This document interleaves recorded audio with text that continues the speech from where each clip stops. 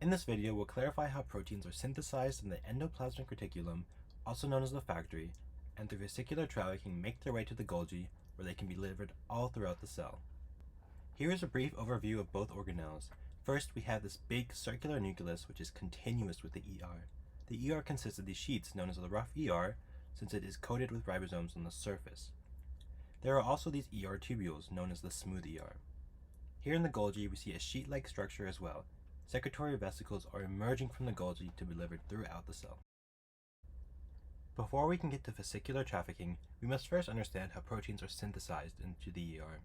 In our toolkit here, we have a translocon, the small and large ribosomal subunits, SRP, and the SRP receptor. Let's assemble them. Here we have the ER membrane with a ribosome ready to synthesize proteins. This would be the same theme throughout the video. Synthesized proteins can end up either in the lumen of the ER, meaning on the inside, or in the membrane itself as a transmembrane domain. These transmembrane domains are just receptors on the membrane that will work like a lock and key later on. Let's focus on proteins that are destined for the lumen. First, the random molecular motion, the SRP finds latches onto the appropriate signal sequence here in red. It's a perfect key and match for the SRP receptor, located in the membrane, and so they bind together. Now we have our ribosome right where we want it to be. Second, this protein is destined for the ER lumen. Signal peptidase cleaves the signal sequence. Third, and finally, the protein synthesizes as usual, pushing itself into the lumen, and then folding in a way that is thermodynamically favorable. The alternative pathway was for a protein to end up as a transmembrane domain.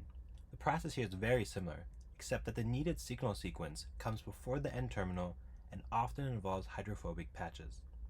Since the inner core of a plasma membrane is hydrophobic, this is the most energetically favorable place to be. SRP still comes into to fold the sequence in a way we want it, but instead of being cleaved, the signal sequence is simply translocated to the membrane where it stays.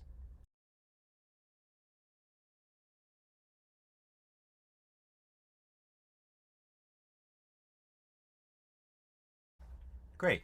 Now we have an ER that contains both proteins in the lumen and on the membrane of the ER. With the help of some other proteins, these can come together to form our cargo. In order to make a cozy vesicle for our cargo, we need SAR1 and Sec2324. SAR1 floats around in the cytosol in its GDP-bound form. This form is inactive. To activate it again, SAR1 guanine exchange factor exchanges GDP to GTP to activate SAR. SAR1 undergoes a conformational change, and being so close to the ER membrane, is ready to bind with the donor membrane that will form our vesicle. SAR1, now in its GDP-bound form, is a perfect lock for our Sec2324 complex to bind to both SAR1 and the transmembrane receptor we made earlier. This process keeps happening many times with the Sec2324 complexes linking to each other. Their natural curve bends the protein and the membrane. But there's one more thing. Sec2324 makes just one layer. Another layer of Sec proteins comes in, Sec1331 specifically, to double coat the vesicle like a jacket. The vesicle now gets the name COP2 coated vesicle. This just stands for coat protein 2. With the help of dynein, our cargo walks along the microtubule highway to the Golgi. This is considered the anterograde motion, as opposed to retrograde if we had just COP1. A quick note here, that these vesicles have V snares on them, which are coiled coils left over from our systolic N-terminal NH3+. Cognate to the V snares, we have matching T snares on the Golgi apparatus's membrane, which come together to form the snare complex. The snares allow fusion of the two membranes. Fusion happens because the snare complex pushes water outside of the complex, creating a hydrophobic region. Two hydrophobic regions will want to come together to form a more favorable and uniform environment. Lastly, the snares need to be uncoiled and recycled. Very importantly, uncoiling the snares is the only step in this process that requires energy. But it's better to recycle and reuse than to build new ones in the long term.